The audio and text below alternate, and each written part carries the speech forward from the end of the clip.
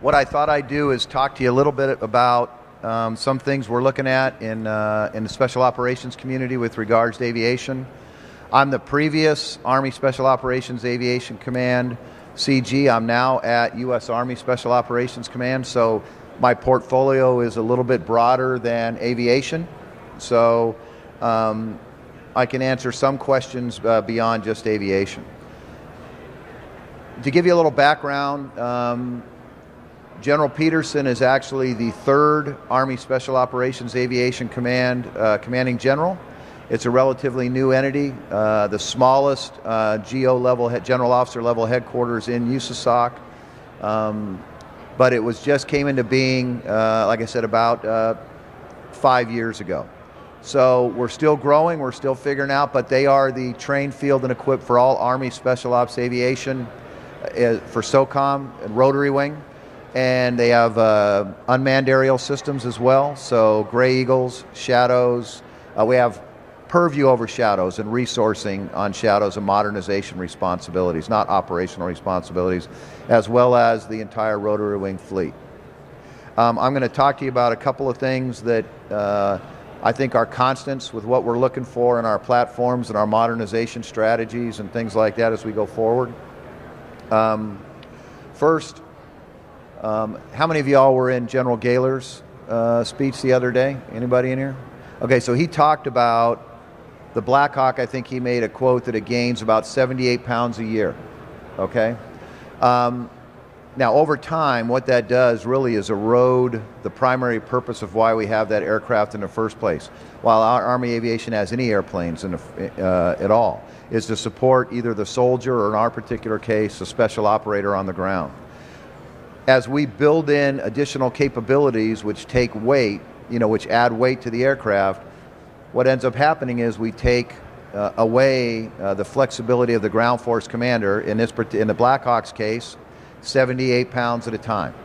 And over time, what that does is it causes us to add more aircraft to a mission, which adds complexity. It makes it more difficult for the ground force commander to assemble once they're into the landing zone and move out on their mission, and it just adds risk all the way around. So as we add weight to aircraft, we have to be cognizant of the risk what I will call risk transference to the ground force commander. So it may be risk mitigation for us, but it can ultimately end up being in risk transference, which that risk is realized by the ground force commander. When I look at programs, the primary things that I look at is range, speed, payload, and vertical maneuverability. If the modification doesn't enhance or improve one of those things, I'm not saying we shouldn't do it, but we should look very hard at doing it. Because again, you got to go to the core reasons we have that airplane in the first place, which is to support that operator on the ground. I think we have to be aware of adding niche capabilities for a small spectrum a small spectrum of what we may encounter on the battlefield. So we've got to be careful about that. To me, when I was the 160th commander, when I was the RSOAC commander, a truly good idea that had merit was one that whoever was bringing that idea forward was willing to take something off the aircraft to get that capability put on the aircraft. I got lots of great ideas, okay? I got 3 teenagers, they got lots of great ideas, but when you say they got to give something up to get that capability or to get that whatever they want, game system in my particular case, then it's not such a good idea, right? So I think we've got to be cognizant of that. And I always wanted to know what that system would do to our payloads. To give you an example of that, when I came into the 160th as a second lieutenant, and I was flying a mission in April of '89 in Fort Chaffee, Arkansas, in support of 2nd Ranger Battalion. We were doing a JRTC rotation, and I was flying an Alpha Model 60, which I think there's one on a stick somewhere, probably in Atlanta. They've been retired several years ago. And I took off on that mission with 15 Rangers in the back. and 4 hours of gas. We had two, we call them Robertson tanks in the back. So I took off with an Alpha Model 60, which is a much less powerful engine than we have today, even on our Lima models. And I was able to fly. I had a 4 hour station time, and I could carry 15 Rangers.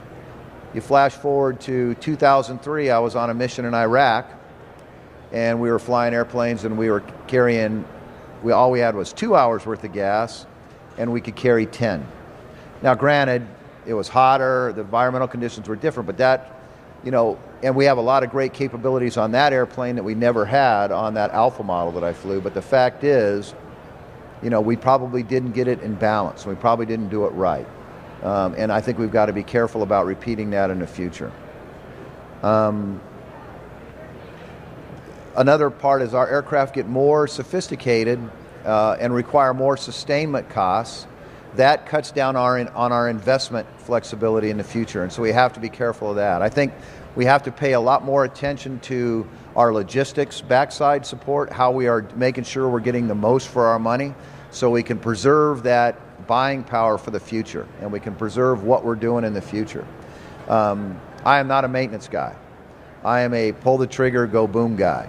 But Mr. Steve Blasey, to my right here, runs our SOAC Aviation Management Division over there, and he came to me when I was a regimental commander, I think he was still on active duty, or maybe not, maybe he'd just gotten off, but he told me about the millions of dollars we were losing every year to corrosion, and I had no idea. So I went from being blissfully ignorant to a zealot in a very short period of time. And I remain a zealot to this day, because that's one of those ways that if we improve in that area, lost parts to corrosion or other causes, that increases our buying power and gets us more for our money and gives us more investment dollars. So I very much believe in that. I will also tell you that ISR and really unmanned aerial systems are relatively new for Army Special Ops Aviation. We have a Gray Eagle company right now with elements deployed forward around the world. And we also have some, not at the 160 level, but at the RSOAC level, we have oversight over Group 3 systems, shadows and things like that. I will tell you that I believe that is a growth industry for all of us. General Thomas gave his guidance to the force a few weeks ago when he took over SOCOM, and his #1 priority was in increasing our ISR capacity and capability. So we have to pay attention to that. So I see that as a growth area for us. I will tell you that under General Peterson and Colonel Hertzendorf's leadership, our Gray Eagles are doing I will just say they are doing very, very well in combat, and have proven themselves over and over again, and are highly sought after by the commanders forward for that capability. I wanted to talk just for a second before I open up the questions, and I know General Marion back there is itching to ask me a question. And by the way, Bob, I did dime you out. I'm up here by myself. You had like 7 people, so if you're scared, just say you're scared. Is general purpose force and special ops aviation, and how we can leverage the strengths of both. So, and if for those of you in industry, I think would know that it really comes down to money for us. If it's Army Common, it's paid for under P2, Major Force Program 2, Army dollars. So if we get a Black Hawk from the Army, a straight Black Hawk, that the Army pays for that.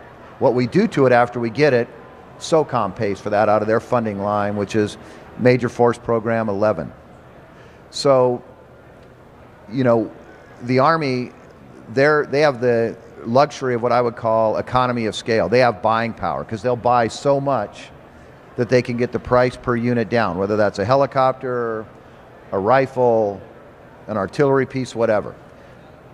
Special operations doesn't have that luxury. So if we replaced all of our little birds, it'd probably you probably come down to somewhere around 70 maybe with spares. I mean, that's probably a little over the top, but 70 with training and backups and all that.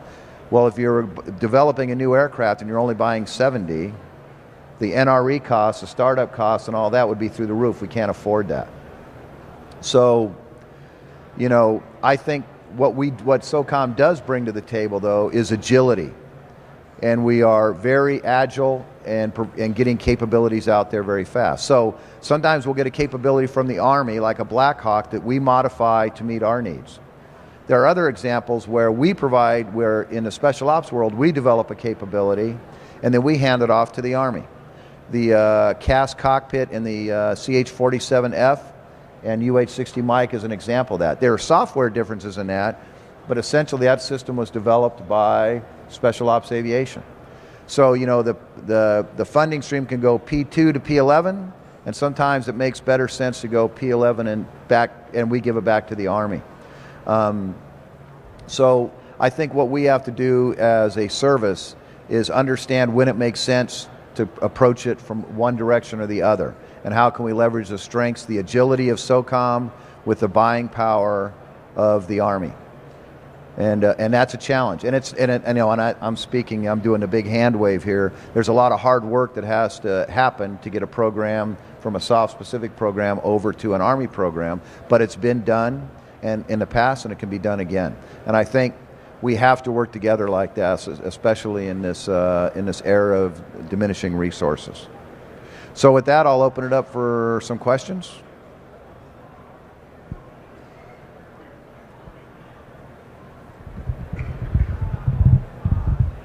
Here, I got another one if you got it. There we go. I'm going to sit back down so I can type. Ooh, that's really loud. You touched on the Little Bird. And by the way, I'm Jen Judson with Defense News. Okay. You touched on Another the Little Bird a chance little to be bit. famous. All right, go ahead. Here we go. It seems like that's going to be difficult to replace. There's not that many. So what are you going to do? It sounds like it's going to be about 15 to 20 years that maybe they can continue to fly. So you're going to have to start thinking about how to replace them. What are some of the ideas that you have, if any? Well, I mean, and I need to caveat it up front. I'm not the Army Special Ops Aviation Commander again, but I'll give you what my opinion and the way I see the future. Okay. That's fine. We're currently upgrading the Little Bird with a Block 3 upgrade, which we think will expand its service life out 2020 beyond at least. So I think we've, and I could be wrong. My personal opinion on this, though, is that we are probably reaching the point where we need to look at a new airplane after Block 3 for the Little Bird. That's my opinion. And we got to preserve the capability that we get out of a Little Bird, which is an urban, nimble street fighter. So we can't accept a solution on size-wise that is a nuance between a Black Hawk and a Little Bird. Okay, in my mind's eye, I think about our fight in Mogadishu in October of '93 and the capabilities that our Little Bird brought to us. So, we landed in a street. We land in streets all the time. I mean, it's sort of a common thing. So we've got to. I'm not saying a Little Bird rotor diameter is 27 feet 3 inches. And I don't know that we can stay within that footprint. But a Black Hawk is 53.8, if my memory serves me correct. And I'm sure there's enough instructors out there that would feel free to correct me on this particular case. But 53.8. So, you've got, that's almost double the size of a Little Bird rotor diameter. So I don't think that we can stay within that footprint. I don't think it's realistic that we can stay within that footprint. But we've got to stay well below the footprint of a Black Hawk. The other, but there's things that I think that the Little Bird causes us problems with. And that is that, with an aircraft that small, you have very limited payload. And so that drives our basing. So, and, again, I'll use the Battle of Mogadishu as an example of that. We based at the airport. Our most limiting factor on that is the Little Bird. So we had, with carrying the loads we were carrying, we had to be that close to the target to put the right amount of payload, which was people, onto a target. So that drives our basing, and that creates problems for us. You saw the movie, and I'm not sure, how accurate that was, but it's not a leap to say that the enemy had eyes on us all the time. because we're right there, because we have to be right there, so we can launch and get to the target with the right payload. So I think when we look at a future Little Bird, what we want to do is improve our ability to stand off farther from a target. That makes it easy for us to maintain the element of surprise, and it makes the problem set for the enemy more difficult. The farther away we are, the harder it is for them to defend against us. And and operational security and maintaining tactical surprise is easier. I also think the other thing about the Little Bird for us is it's a slow airplane. Frankly, with now on an MH6, the limiting factor is really how bad can you beat those people up on the pod on the side. But about 80 knots is about all they can take. Depending on how much ordnance you're carrying, you may be able to push the AH-6 up to 100 knots. But we created the DAP because of that airspeed delta between 47s and 60s and Little Birds. If a Little Bird flies at 80 knots, and a Black Hawk and a 47 travel at 120, you're sacrificing a third of that speed just so they can keep up. So we bought and we developed the DAP to address that. So I think the future Little Bird airspeed should be a significant factor in how we approach it. The other thing about our Little Bird that's constrained us to the 530 is C-130 transportability. And again, that's driven by airspeed. Since we can only fly at this slow airspeed, we've got to get closer to the target. So the best fixed-wing lift program or aircraft that can get us close to target is a C-130. So the box in the back of the C-130, the cargo compartment, drives what we can do with our Little Bird. And we've looked over the years at many different options, but we couldn't fit anything back in the back of the 130. And really the crux of that, by the way, is coming up to the top of the ramp. That apex at the top of the ramp. That's the limiting factor for us. If we're able to get a Little Bird replacement with speeds of, I would say, 200 knots or greater, now my personal opinion is we can move away from a C-130 load requirement, because we're almost flying as fast as a C-130. So a C-17 is a more realistic, and that gives us a lot of flexibility if we can put it in the back of a C-17. So, that speed and that range speed payload drives it all. Now, we can't go fast at the expense of payload at the end of the mission. We still have to be, at the end of the day, the most important thing is delivering the right amount of payload. And, in my mind, we've got to protect that payload first. We say, okay, this is non-violate. We're going to have, this is a payload, whatever it is, 2,000 pounds for a Little Bird, or 4,000 pounds for a 60 and up for a 47. Whatever that is, we've got to protect that. And any of our programs can't eat away at that.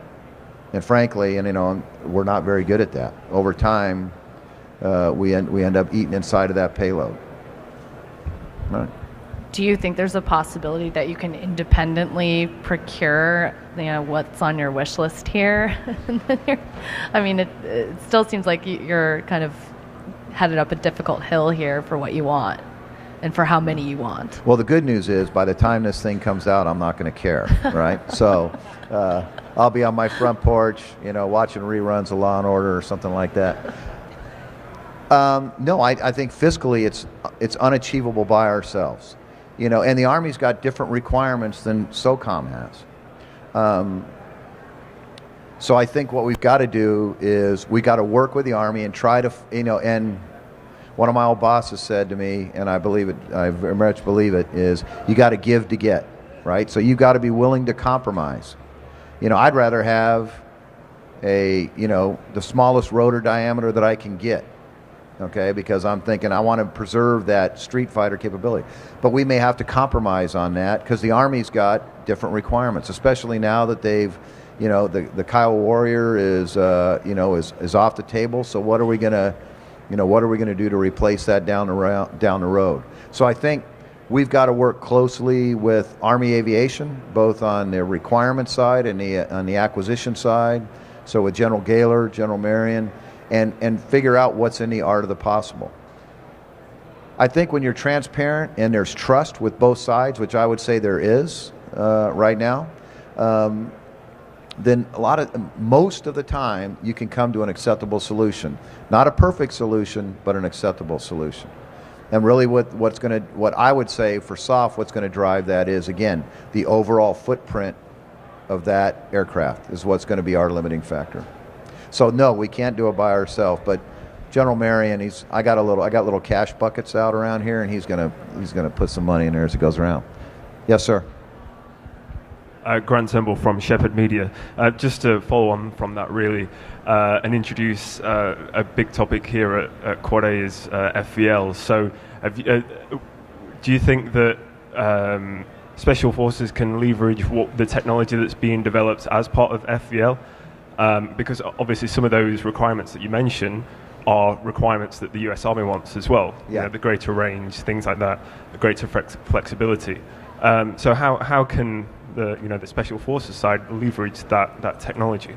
Well, I think approaching it from the same way we are with the Little Bird. So, we're sitting pretty good with our 60 fleet and our 47 fleet. Our 47s, the G model, we're going through a new machine frame, which will extend the service life of the 47 out for the foreseeable future.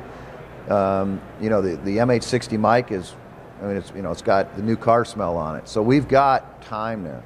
And those are common interests. When I talk about range, speed, payload, vertical maneuverability, those aren't soft requirements. Those are requirements to support the ground force, period.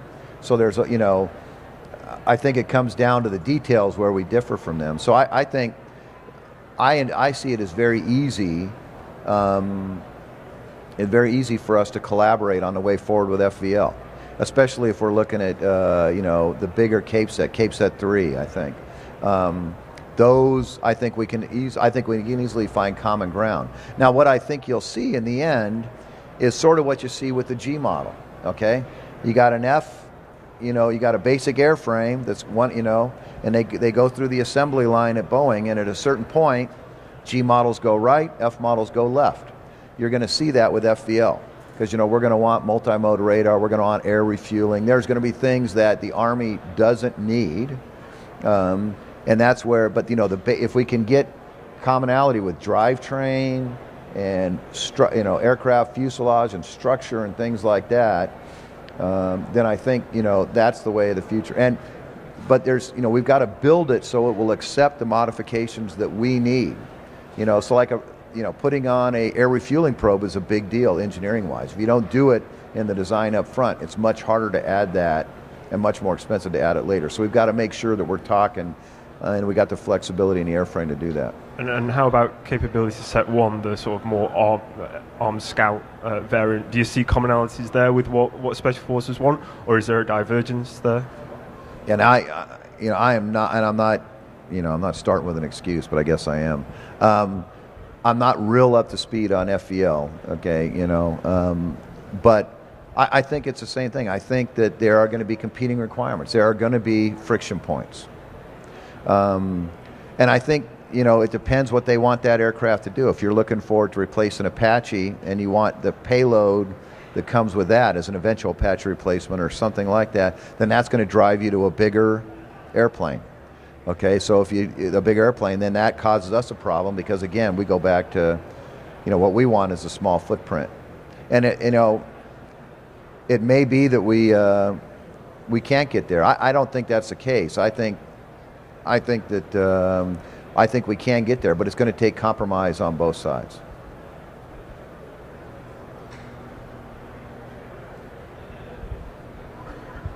Still pressed there, but I've changed position. Okay. Shooting from the back row. All right. Never shoot for them the same place twice, right?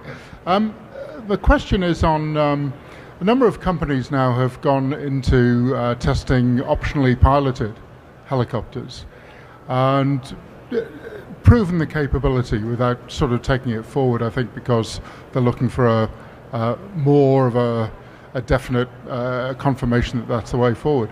How do you see that possibly applying to the Little Bird? I mean, Boeing has an unmanned Little Bird and has had for a long time. How do you see that fitting into TTPs either now or possibly with a future aircraft that we're talking about? And on that Street Fighter level, going in armed and dangerous sort of thing. So for an OPA, so for an obsolete pilot airplane, I don't think it would change TTPs at all. I mean, and the reason is because we're ultimately going to be fighting in support of a ground force, especially with a Little Bird. I mean, this isn't going to be a deep strike airplane, right? It's going to be something that's in direct support of the ground force. So I don't think that would change at all. And, it's hard for me to envision why we would want that if it's in direct support of a ground force. And you could say, well, it's too dangerous, we don't want to put a person in there. But if we're putting people on the ground, it's a hard argument to make that we don't want to put a person in the aircraft supporting them. So I think there is a place for optionally piloted aircraft. I saw a demo a couple years ago on a system, and I was very impressed, especially if you're transiting sovereign airspace, which is a lot easier to do if you got a pilot in the front seat, and you can pull, and you can replace that with a mission equipment package that makes it a unmanned aircraft. But in the Little Bird role, I don't see it. I just don't see it. I think, again, with those ranges and the mission set that we have, and I think the operator on the ground, at least the ones that I've served with, they're going to want a 160th trained aviator up there making decisions. Right. Thank you. Mm-hmm. Yeah, good. Yes, sir. Let's get off the aviation part of it. And go to your Lunatic ground fringe troops. back here. All right, go ahead. Do you use that same analogy when you're talking about weight and extra? When you talk about your ground troops, do they need to give up something if they want something? Because ultimately, that adds to the weight to your aircraft. That's what you're looking at. So how do they go about and doing their down select? Yeah, I'm not, I am not going to be the guy to tell the ground force. I don't think you need that much ammunition. I mean, that would be a self-critiquing conversation. So I think they know what they need. And for somebody that has to carry that, I think they're pretty mindful of what they're putting on their backs, right? I've never met a operator that carries more than he needs because there is a immediate feedback on how much you're carrying. So I think the way we approach it is, we build our plan around the ground forces plan. I just don't see aviation ever in a position to tell them, what you can take or that you should take less. I think what we tell them is, with this weight per operator, we're going to have to add aircraft to get you the right amount of combat power on the objective. And then let them make the decision about, okay, I'm going to shed one AT-4 or, a crew serve weapon system or something like that. Right. The technology is getting more and more for the ground troop. Absolutely. So that's adding, and obviously you go through a down select because of that weight. So. Yeah, and I think what to them is, we can only carry what we can carry. And they know that. So I've been on several missions where we've weighed them. We've brought it right up to the point where we actually weighed the guys. I'm sure we're still doing that in some environments. And they know that. Hey, we're giving you everything we got, but if you're carrying this, and this, you're adding an airplane. And they got to weigh the benefit of the added complexity and risk that comes with adding an additional aircraft.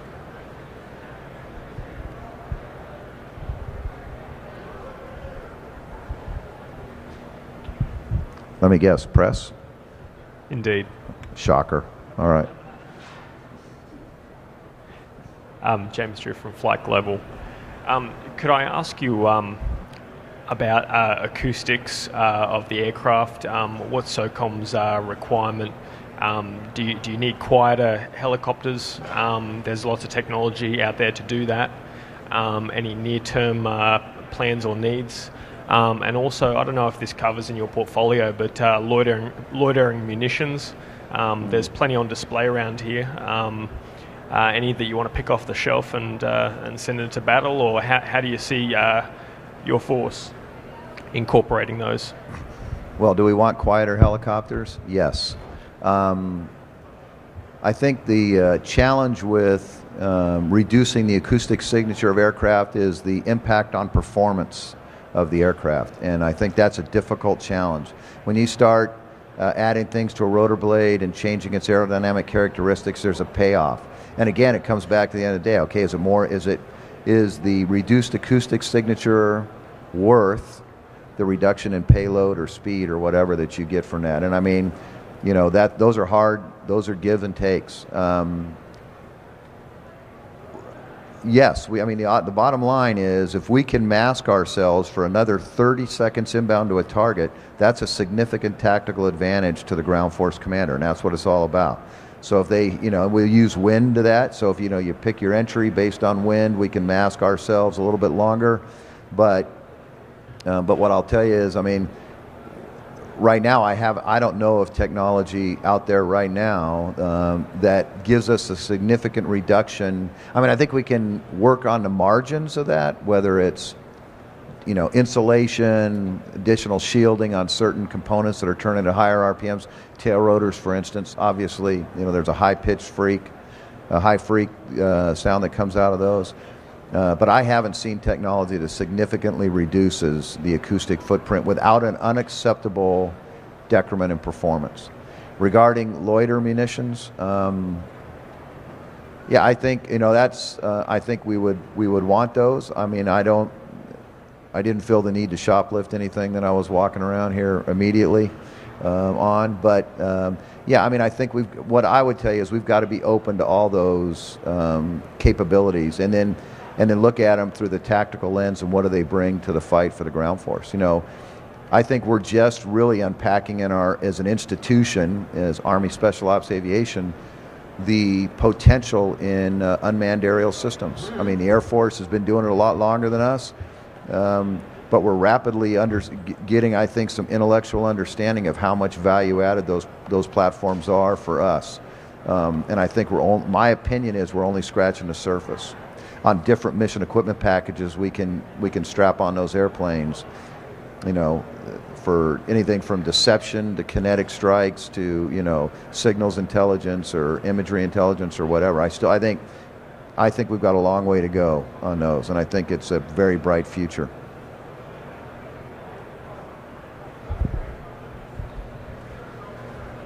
I guess I'll go for round 2 then. A lot of stage fright back here with these people.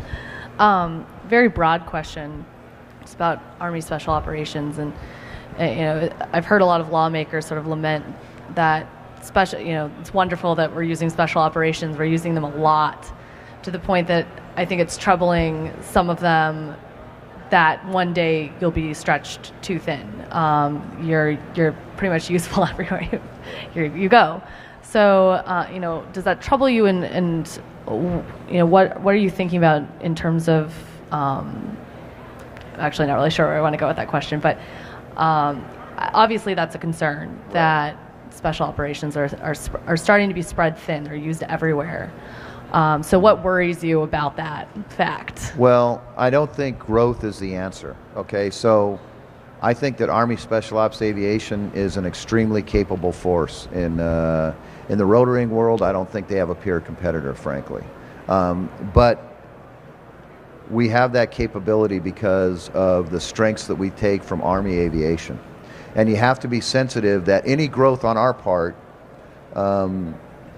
has a significant impact on the broader Army Aviation community.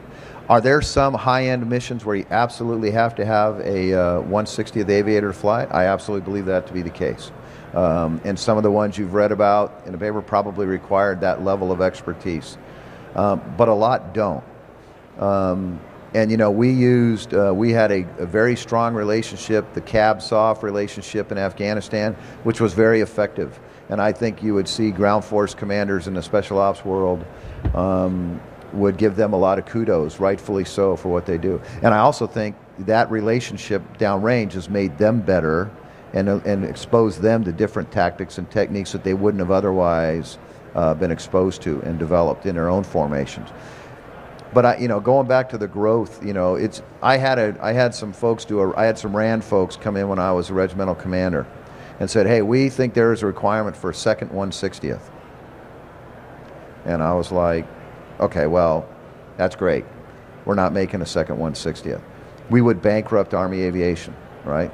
And I'm a soldier. And I try to take an enterprise approach to this. This capability we absolutely have to have, and it's doing great work for the nation. But we also have to understand the impacts, and any growth on our part takes away from the broader force. And aviation is always going to be a high-demand, low-density asset. I would tell you right now, in my mind, Army Aviation is more capable than they've ever been, both in their experience in combat on the individual air crew member, but also on the technology in the cockpit. You know, and I don't want to go back to tooting the Cass horn again, but before we deployed the CH-47F and the UH-60 Mike, most aviation brigades wouldn't go into a lot of those valleys on the red illume cycle in Afghanistan, for very good reason. Goggles, night vision goggles only work when there's light out there and you got something to amplify. And in a lot of those valleys, there is none.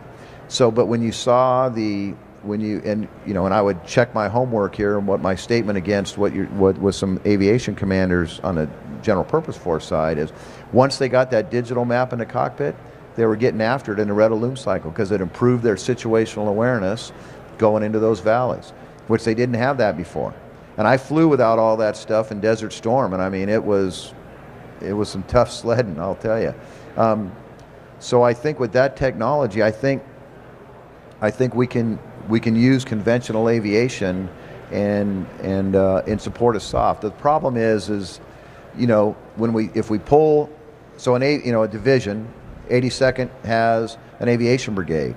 So if we pull that 47 company out of the General Support Aviation Battalion and we deploy it in support of soft, that division no longer has that asset. And that, so we've got to weigh that impact, and I don't have to do that, but that is part of I think the healthy tension between pulling more conventional aviation and for soft. And sort of, I know this is an aviation conference, but on the non-aviation side of that issue, we continue to deploy more and more special operations into places like Syria. What is the breaking point there before you might have to consider actual boots on the ground, or whatever the definition is these days politically? What's your breaking point? Well, I think it I don't know that we have do we have a breaking point? Yeah, I think it's the Secretary of Defense says, hey, this is the dwell ratio that we want you to maintain, whether it's 1-to-1 or 1-to-2. And that's, the only way we can really measure when too much is enough. No is not a commonly used word in our lexicon. So we are always going to look for a way to make it happen. I mean, that's not a soft thing. That's a soldier, sailor, airman, Marine thing. So we're our own worst enemy on that. So we make do, right, because we make it happen. But I think where we will pay the price is retention over the long term. You enlist a soldier, you retain a family, kind of thing. So when my wife says, "Hey, enough's enough," she gets 51%.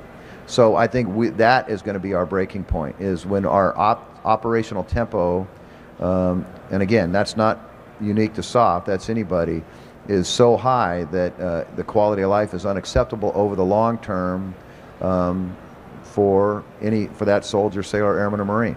And this isn't. We don't have it. I don't think we're looking at an end state on this conflict for many, many years. So So we have to approach this a little differently than we had to with other conflicts, I think, where we've got maybe a key component of our strategy has to be that we are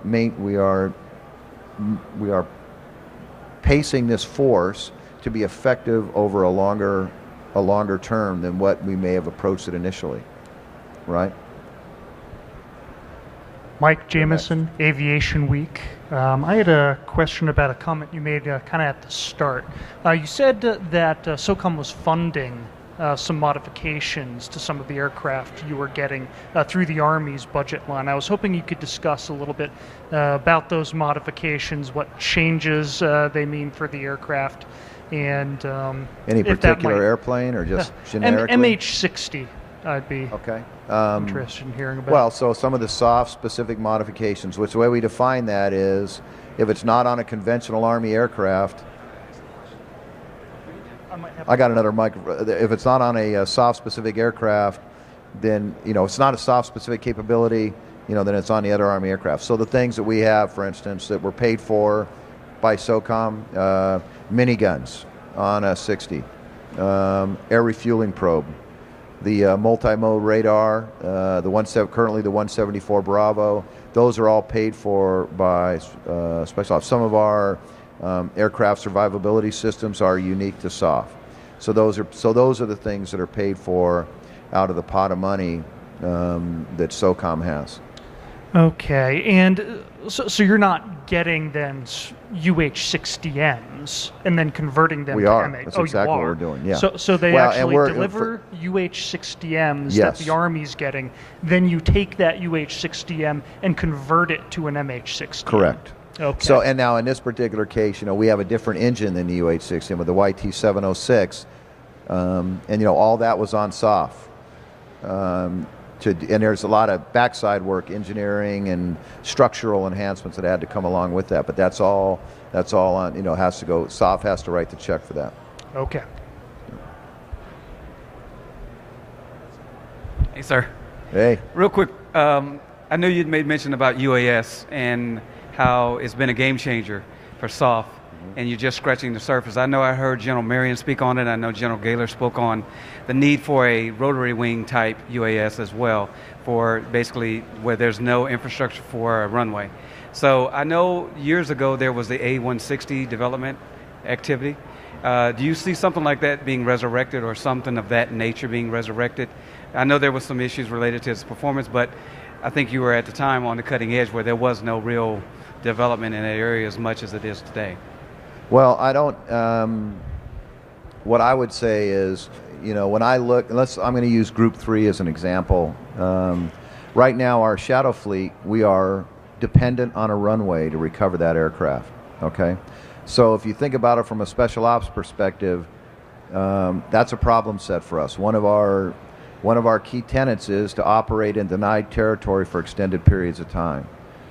If you're tied yourself to a linear terrain feature runway, one, you become very predictable to the enemy. It narrows where they're going to look for you at. Two, it presents a tactical dilemma to a small ground force to provide security over a linear terrain feature. So, to me, being dependent on a runway, and in a Shadow's case, it's recovery, obviously, that's unacceptable. And when the Shadow, and I'm not disparaging the Shadow, what it was designed for, that was a perfectly acceptable thing. But for our application, it's not. So I don't know if you have to have a rotary wing variant of a UAS. What I think you have to have is a unmanned system that is not dependent on a runway for recovery. So it could be, I think the Scan Eagle flies into a rope or something and sort of spins itself around. I can't believe that's a viable way to recover, but they say it is. So.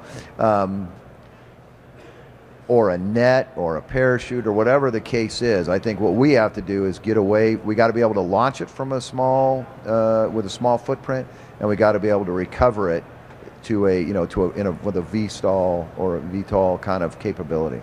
So I don't know, and I think it's all about performance. The only thing I worry about with rotary wing type unmanned systems are you got a lot of dynamic components up there in the head. And so you got, there's more maintenance, there's more cost, there's more weight. So, if we can do it with a fixed wing airplane with less complexity and less cost, let's do it that way. But you have to look at those each on their merit. Now, I was like a captain when the A160 was floating around, but I had heard really good things about it.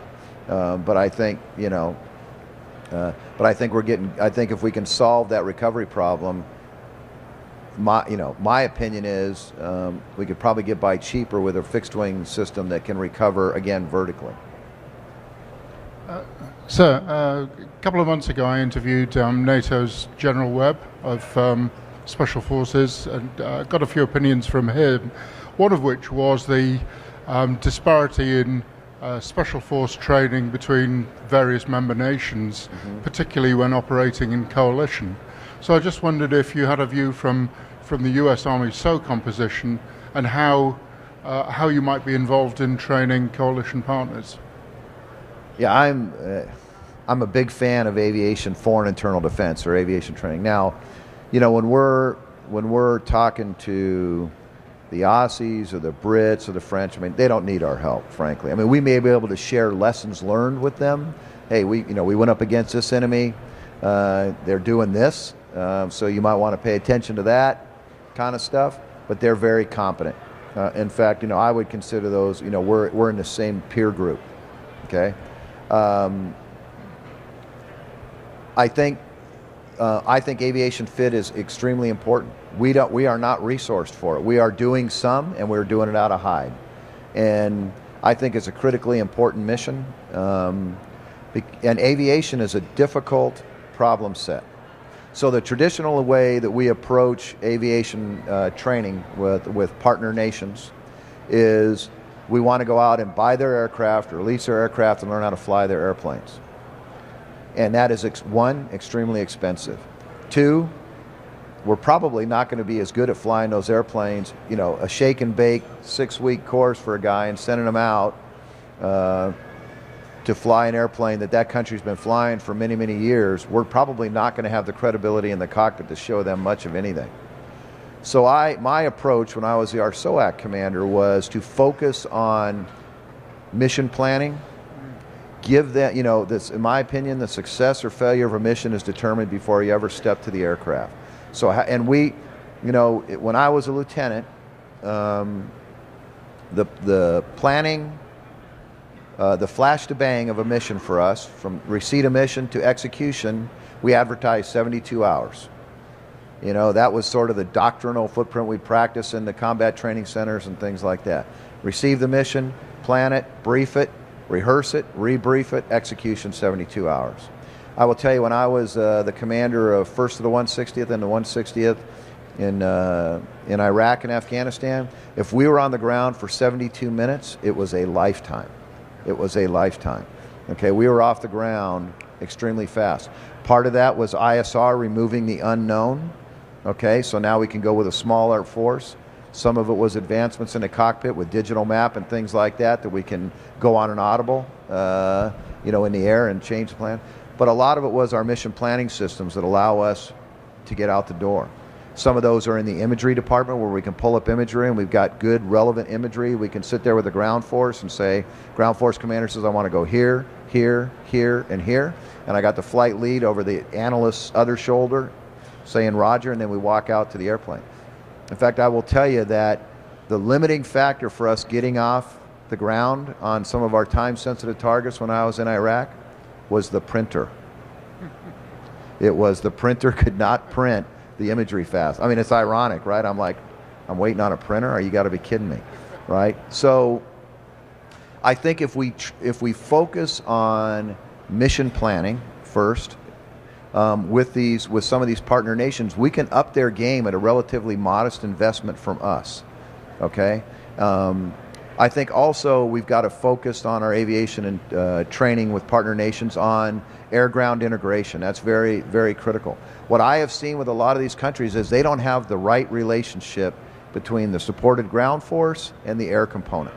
Okay, I will tell you, since I was a second lieutenant flying in the 160th. I've always considered ourselves subordinate to the ground force commander. I was always most comfortable working directly for that ground force commander. And that's counter. I mean, in the Air Force, it's global projection of air power. They have a completely different view and an appropriately different view. But for us, that's the way we view it. That's the way I will believe that forever. Now, if we can create those relationships with those partner nation forces where they have habitual training together, and you know, because that's hard to do. I think we can up their game again with very little investment. I know there's a European Defence Agency Greenblade training exercise, which is, I think, helicopter related, and they're trying to bring Czechs and people up to, I think, basic TTPs and things like that. Yeah, and I think the last piece though is, so if you want to get an infantry company or an infantry battalion up to a certain standard, that takes a relatively short amount of time with focused training, right? Marksmanship, shoot, move, communicate skill sets. With aviation, it's a much longer time to get that capability, and it's much more expensive. So a lot of our funding for those kind of theater events from the GCCs is year to year, and it's hard to build a multi-year campaign plan to develop that capability in a partner nation, which we want them to do it instead of us having to come in and do it, right? It's harder to do that with the current funding profiles that we have because we go year to year to year. So sometimes it becomes random acts of training, all right? All right, I think I got time for one more question. or not? Well, a reporter wants to ask another question. May as well use the time. Yeah. MUMT is very important for the Army, so I'm wondering, does that play into special operations in any way that you see useful, and are you doing anything with that? We're doing MUMT every single night. Probably not in the way the Army envisions MUMT, but a lot of our formations over a target, there is no one in that cockpit, trust me. So, we're doing it. We're doing it differently, I think. I think I'm not real up to speed on the Army doctrine, but obviously they're looking for shadows and gray eagles to bridge that capability gap that they got without the Kyle Warrior. I think that's a little bit different application, and we, if we're going for a high value target, we would approach it a little bit differently. So I think we're well advanced in our manned-unmanned teaming, but again, with a little bit of a different slant on it than you would see from the conventional force. Are you using Gray Eagle and Shadow, or just Gray Eagle, or? We're using it. Yeah, we're using both. Okay. So but remember, there's strengths and weaknesses with both. The Gray Eagle longer range. So the Shadow, we like to keep it. They're all tactical, obviously, but the Shadow has a bit of more of a niche mission. The problem we have now is there's not enough ISR out there. Right? That's why it was General Votel's number one priority. That's why it's General Thomas's number one priority. And so you got to compete for it. And there's only and there's a cut line based on priority and what the resources are available. What I envision is we get these more capable Group 3 systems, Shadow or Shadow replacement. We can bridge that gap where we're not going to get a Shadow. We may fall below the cut line for a Gray Eagle, but we can fill that gap, maybe not perfectly, with a Shadow. So I place a lot of emphasis on the Group 3, even though it's not really, it's not really a gift map kind of airplane. It's more of a tactical plane. All right, thank you very much.